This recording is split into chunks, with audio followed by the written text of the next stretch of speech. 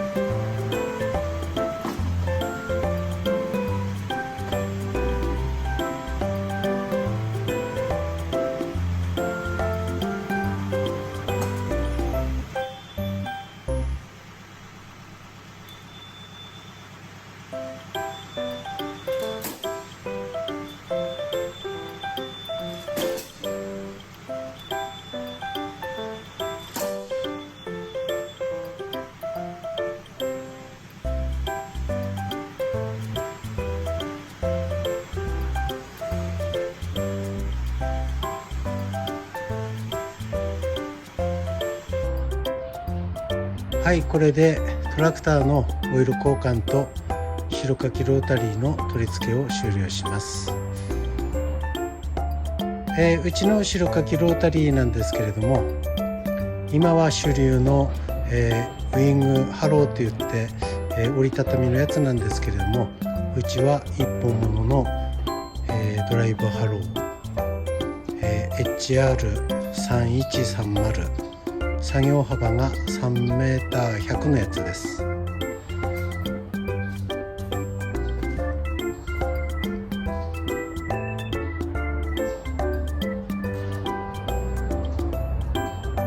はい、こんな感じです。